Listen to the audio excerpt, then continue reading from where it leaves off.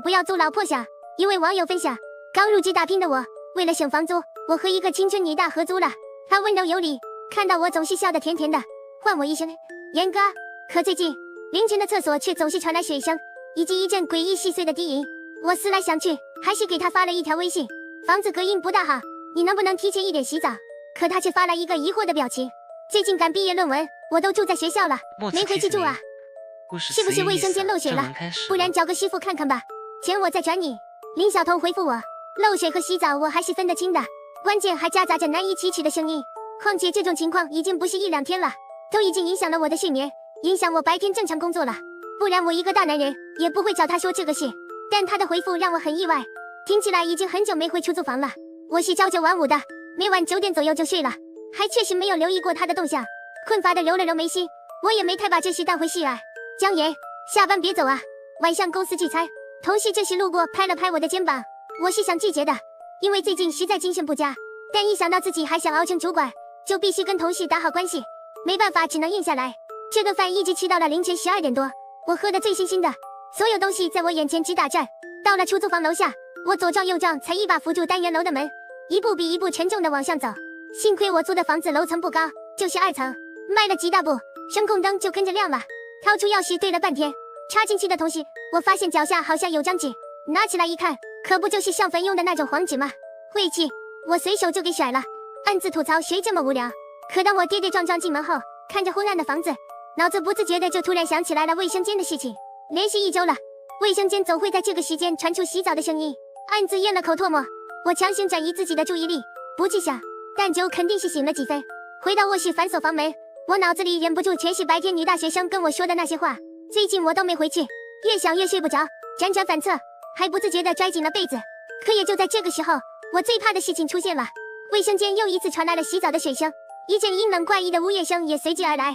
我骤然一惊，感觉冷汗瞬间就下来了，浑身凉飕飕的。听着那个清晰的声音，我敢肯定自己一定没有听错。恐惧之下，我掏出手机给林晓彤发消息，问她今天是不是回来了。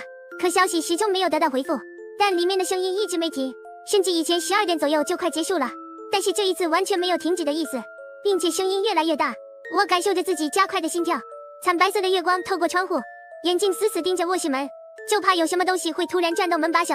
接着下一秒，门缝下突然有光亮了起来，还一闪一闪的，那一定是客厅的灯。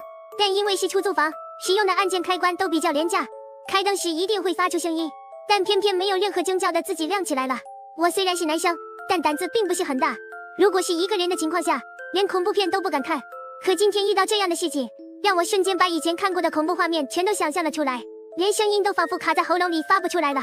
我改成平躺，闭紧眼睛，拼命让自己冷静下来，告诉自己这个世界根本没有什么鬼神，一定是自己骗自己或是恶作剧。我花了10分钟的时间给自己洗脑，最终也不知道是勇敢了还是恐惧到了极限。我跳下床，把用来防贼的棒球棍狠狠握在了手里，一步一步朝着卧室门走去。外面的灯光依旧在闪，卫生间里面的声音也从未停过。我捏住反锁的门栓，打开的瞬间冲出去大吼一声，谁在这搞鬼？霎时间我浑身打了个冷战，发现客厅一片漆黑，卫生间也恢复了平静。或者换一种说法，这声音，这一切异常仿佛从来没有出现过一样，消失的那么突兀，我就像是做了一场噩梦，现在突然醒了，我搞不清楚什么情况，而且内心的恐惧从未消失。咽口唾沫的同时，我拿着棒球棍打开了客厅的灯，开关太老旧了，我用了很大的力气，它发出了很大的声响，才把灯打开。由此可见，如果刚才闪灯是真实存在的话，人根本就完成不了那个频率。但好歹屋子亮起来了，也让我稍稍放松了些。我开始朝着卫生间挪动，事已至此，今天我必须要看看卫生间到底有什么问题。可当我吱呀呀拽开卫生间推拉门的时候，发现里面什么都没有，别说洗澡的水了，任何漏点都不存在。可这几天我明明总是听到洗澡的声音，这栋居民楼太老了，出租房的楼上楼下都没人，所以不存在别人洗澡被我误判。这究竟是怎么回事？我用凉水冲了一把脸，此刻的酒已经彻底醒了。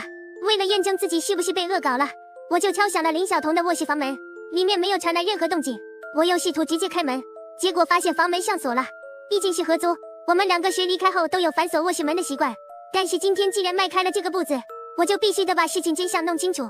来到饮水机前，我接了满满一杯冷水，放在了他的卧室门前。门是朝外打开的，他只要出门，水一定会被碰洒，同样的也会发出声音。我想亲自验证一下他到底在不在这。做好这一切，我才回了卧室，同时把门反锁。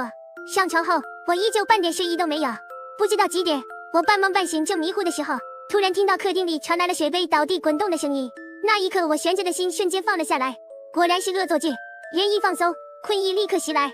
我想着，明天必须得跟林晓彤好好聊聊，这样吓人会把人吓死的。而后便安心的沉沉睡去。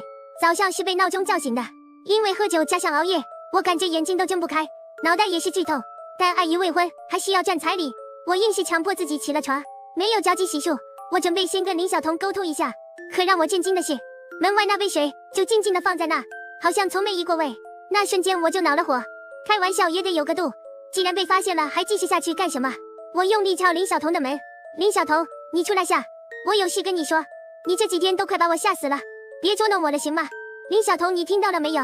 我知道你在里面，别装了，出来！我叫了足足10分钟，房间里依旧死寂一片，半点动静都没有。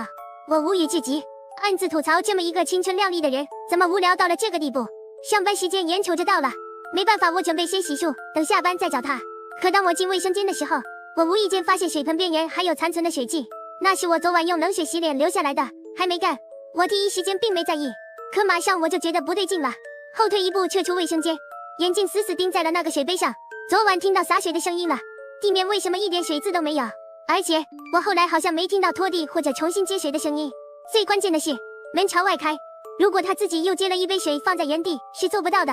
霎时间，我如芒刺背，冷汗唰的一下下来了。突然，手机又是一响，让我一个哆嗦，险些吓出声，擦了一把汗。我呼吸有些急促的掏出手机，发现是林晓彤发来的微信，回答的是我昨晚的问题。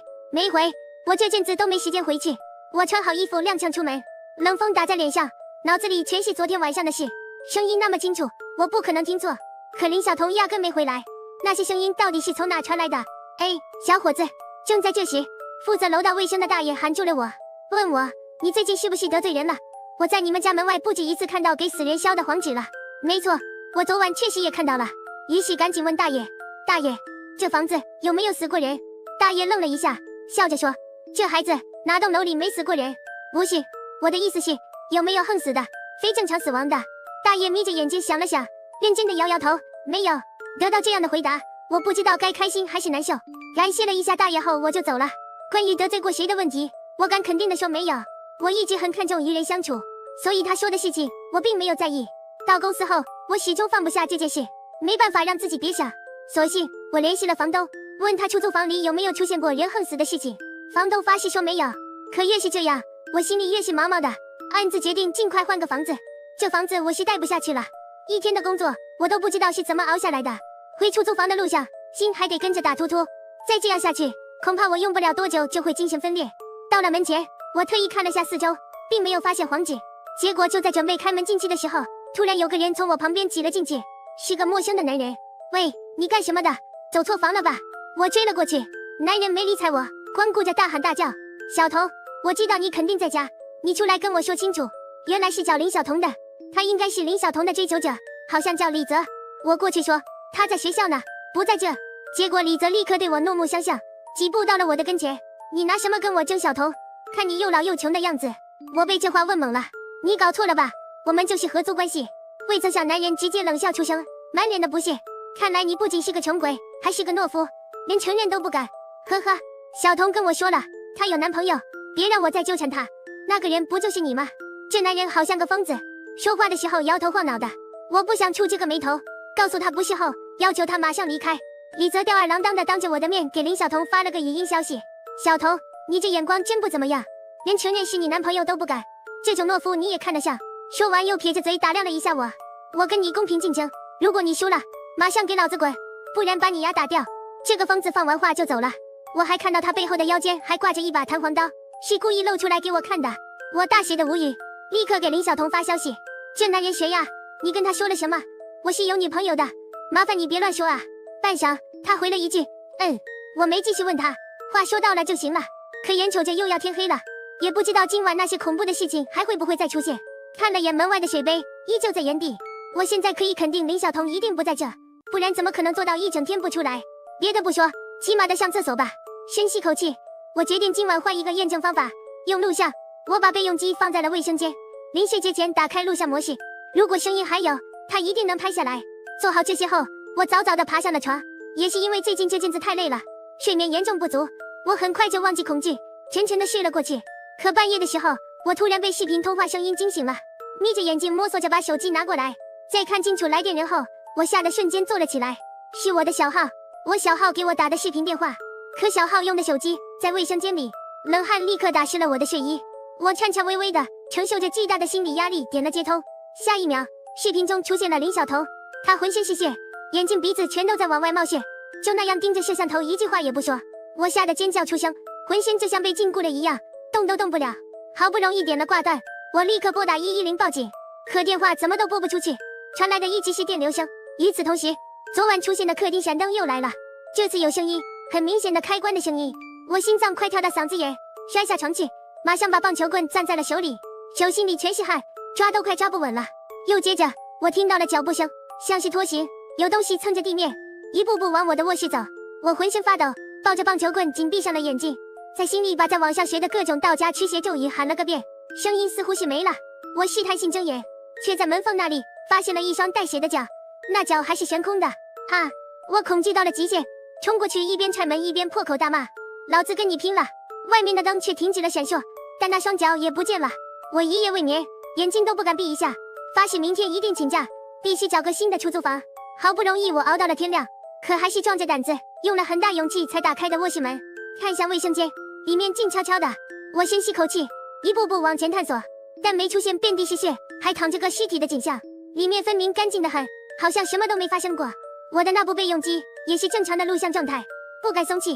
我小心翼翼把手机拿下来，到阳台阳光最盛的地方回放昨晚的录像。我已经做好了充足的准备，可翻了很久都没发现异常，画面没有任何变化。正当我狐疑不解时，手机突然传来了一声尖叫，吓得我手机直接掉在了地上。又没过一会儿，放出来的就是我破口大骂的声音。意识到这是关键时间点，我赶紧捡起了手机，可画面依旧没变化，没异常。反复回放，能听到的只有我的那些声音。可昨晚我明明亲眼看到了，这究竟怎么回事？发生了什么？接着我又打开手机的微信，发现压根没有跟我的视频通话记录。我又赶紧掏出我在用的手机，同样也没有相关记录。我瞬间背脊发凉，肯定是中邪了，这地方没法住了，就算没找到房子，也不能继续住下去了。我立刻收拾自己的东西，顺便发消息给林晓彤，我要搬走了，这地方不干净，我劝你也尽快搬走。发完后还没过一会儿，出租房的房门就被敲响了。你好，请开门，警察办案。一听到是警察，再联想到昨晚的事情，一股不祥的预感瞬间涌上我的心头。我打开房门，有2名警察站在外面，还没等我开口，李泽就突然出现，指着我的鼻子问：你把小彤怎么样了？他根本不在学校，他也不在这里。我下意识回答，接着警察同志就亮出证件进了屋，跟我说经过跟学校确认，林晓彤已经失踪48小时了。听完我甚是胆突，心中想到了不好的事情，昨晚该不会是他给我的提醒吧？我完全没有继续留下来的欲望了，只想着赶紧走，可却稀里糊涂地被警察重点关注了。你收拾行李想干什么？想去哪里？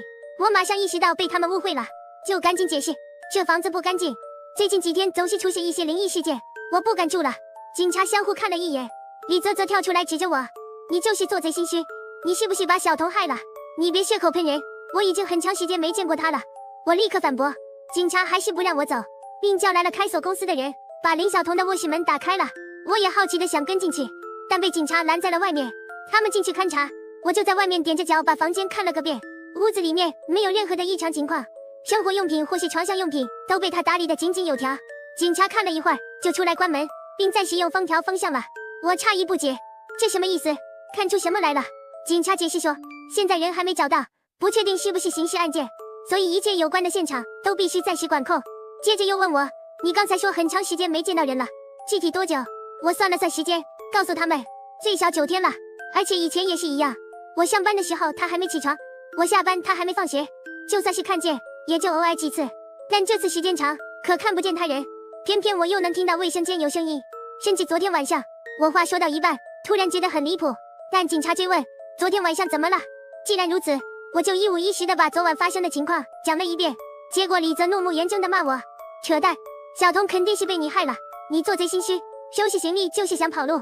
他情绪激动的冲上来抓着我说，你把小童怎么样了？你说。我奋力甩开他的手，警告他，再胡说八道我告你诽谤。说完我突然又想起来了什么，马上掏出手机给警察看。昨天我们还联系过，他失踪怎么会超过48小时了？你们看，我出席的聊天记录，就是告诉他我有女朋友，让他别乱说那件事。但李泽立刻否认，这不是小童发的，小童从来不回一个字，我怎么知道他回几个字？我跟他又没有经常联系。我恼了，继续问，你昨天不也给他发过信息吗？可李泽却张牙舞爪地说，他没回我，我又联系不上，所以才报的警。我搞不懂什么情况，而且我也不想搞懂，就是一合租的室友罢了。这阵子给我折腾得够呛，我现在只想赶紧走，可警察不让，他们说在事情没有调查清楚前，我不能离开他们的视线，另外还要检查我的房间，这事跟我没关系，你们别把我当犯罪嫌疑人行吗？我还得上班呢。但警察却说，小伙子，目前依照我们得到的线索，那个姑娘很有可能遇害了，人命关天，请你克服一下。我大写的无语，所以还让我继续住下去，这里闹鬼啊，世界上哪有那种东西，就是心力作祟罢了。他们只回了我一句，明里暗里的还是要求我留下来。做完笔录已经是下午了，等他们走了以后，我烦躁地坐到了沙发上，真是倒了8辈子血霉了，摊上这么个事。这时候我感觉有点冷，直打哆嗦，本能的恐惧又席卷全身了，这该不会是网上所说的阴气吧？我自言自语道，姑娘，咱俩无冤无仇，你不管，怎么样可不能害我啊。后来我量了一下体温，发现自己原来是发烧了，估计是这几晚没睡好，体质差，再加上频繁冒冷汗造成的。可不，天快擦黑的时候，我就感觉鼻塞严重，呼吸都费劲，没办法，只能带上了医用呼吸机。吃晚饭的欲望也没有了，现在啥都不想吃，脑子里全是恐怖的画面。早早的上床，默默祈祷今晚可别再搞出什么事。虽然感冒让我昏昏沉沉，但眼睛一刻也不敢闭，开着灯，时不时的看一眼墙上的挂钟。随着凌晨临近，我本就悬着的心又往上提了提，秒表一圈一圈地转。我有无数个瞬间想爱咋着咋着，赶紧逃离这个地方，但始终没有付诸行动。惊喜的是，时间到了，卫生间并没有传来声音。我喜上眉梢，难道是我的祈祷起了作用，他不再搞我了？可想法刚落，